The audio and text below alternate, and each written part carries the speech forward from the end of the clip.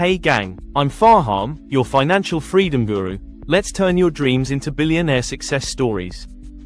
Today we're diving deep into the life and billionaire journey of one of Canada's most influential business figures, a man who quietly built one of the largest fortunes the country has ever seen. His name is Kenneth Thomson, also known as Kenneth Thomson, 2nd Baron Thomson of Fleet. If you've ever wondered how someone can take a family business, expand it across the globe, and turn it into a financial empire, then Kenneth's story is one you'll want to hear. His life is not just about wealth, it's about vision, strategy, patience, and the ability to stay ahead in a world that was changing faster than ever.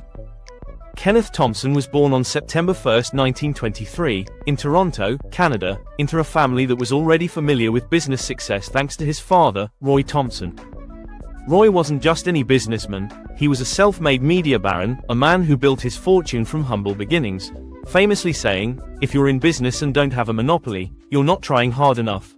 Roy's vision, drive, and daring entrepreneurial spirit shaped Kenneth's mindset from an early age. Growing up, Kenneth witnessed firsthand the rapid rise of the Thomson family from modest means to controlling a media empire. But as much as he admired his father, Kenneth was a very different kind of businessman. Unlike Roy, who was bold, loud, and often in the spotlight, Kenneth was quiet, reserved, and private. He wasn't the type to make flashy headlines. Instead, he preferred to work behind the scenes, studying opportunities carefully and executing strategies with precision.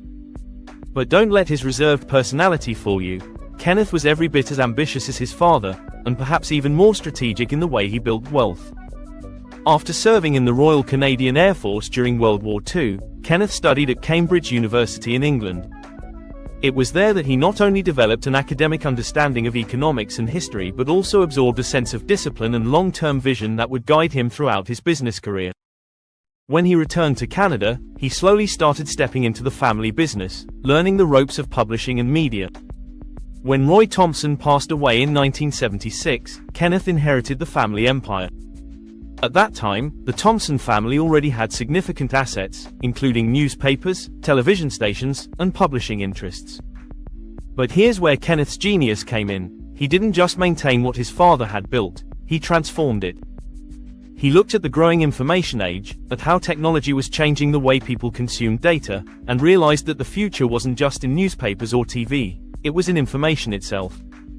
So instead of clinging to traditional media like many of his competitors, Kenneth led the company through a series of bold but calculated moves. He sold off many of the family's newspaper holdings, including prestigious titles in the UK and Canada, and used that capital to expand into specialized information services. Under his leadership, the Thomson Corporation moved into financial data, academic publishing, legal information, healthcare information, and other knowledge-based industries. This wasn't just diversification, it was reinvention. Kenneth was essentially predicting the digital age long before it took over. What made Kenneth Thomson's journey fascinating is the way he combined caution with vision.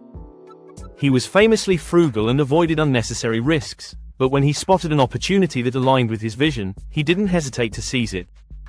One of the biggest acquisitions under his leadership was West Publishing in the 1990s, a massive US legal information company. This single deal solidified the Thomson Corporation's dominance in the legal and professional information world. From that point on, the company was no longer seen as a traditional media player.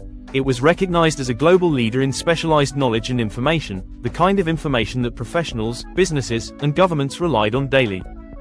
But Kenneth wasn't just about numbers and profits. He also had a deep passion for art. In fact, he became one of the world's leading art collectors. His collection included works by Canadian masters like the Group of Seven as well as international treasures. At one point, he even acquired the famous Rubens painting, The Massacre of the Innocents, which he later donated to the Art Gallery of Ontario.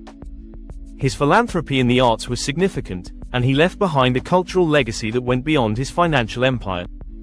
This balance between business ambition and cultural passion made him a unique figure in the billionaire world. Now let's talk about wealth, because after all, this is Fahaam's Financial Freedom channel.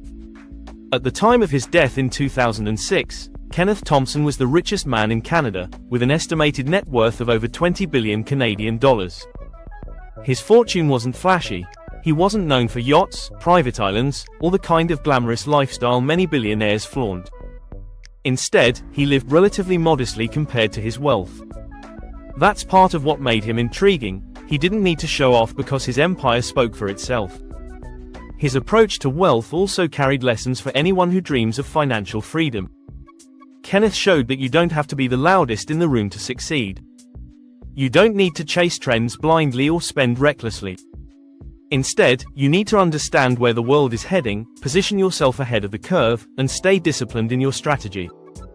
His life is proof that generational wealth isn't just inherited. It has to be reinvented, managed, and grown with vision. Even after his passing, his legacy continues. His son, David Thomson, inherited the family fortune and became chairman of what later became Thomson Reuters after the merger with Reuters in 2008. This deal created one of the largest information companies in the world, proving that Kenneth's foundation was strong enough to keep evolving even beyond his lifetime. The Thomson family remains one of the wealthiest families globally, and it's largely thanks to Kenneth's foresight in steering the empire toward the information economy. When we look at Kenneth Thomson's life, we see the power of quiet determination. He wasn't the type of billionaire who wanted to dominate headlines or bask in celebrity culture. He believed in letting the work speak for itself. His leadership turned a traditional media company into a global information powerhouse. His passion for art enriched Canadian culture, and his financial discipline created a fortune that still impacts the world today. For anyone chasing financial freedom, Kenneth's journey teaches us some timeless lessons. First, think long-term. Don't just chase what's popular today. Look at where the world is heading and build for that future. Second, don't be afraid to pivot. Kenneth sold off newspapers, even though they were the foundation of his father's empire, because he realized the world was changing. Sometimes holding on too tightly to the past can stop you from building the future. And third, stay grounded. Wealth doesn't always need to be loud. True power and freedom often come from knowing you don't need to prove anything to anyone. Kenneth Thomson may not have been a household name like Bill Gates or Warren Buffett, but his story is every bit as inspiring. He reminds us that not every billionaire is cut from the same cloth. Some build their fortune not through constant publicity but through strategy, patience, and the quiet pursuit of excellence. And that's exactly why his journey is worth remembering on this channel. So as we wrap up Kenneth Thomson's biography and billionaire journey, let's take a moment to reflect on what financial freedom really means. It's not just about money, it's about vision, it's about building something that lasts, and it's about using wealth in ways that go beyond yourself. Kenneth did all of that. He turned inheritance into innovation, he built an empire that outlasted him, and he left behind both cultural and financial legacies. That's financial freedom on a scale few ever achieve. Hey gang, if Kenneth Thomson's story inspired you today, don't forget to hit that like button, subscribe to the channel, and share this video with someone who needs a reminder that financial freedom isn't about luck, it's about strategy, patience, and vision. And remember, your journey to billionaire success starts with one smart decision at a time.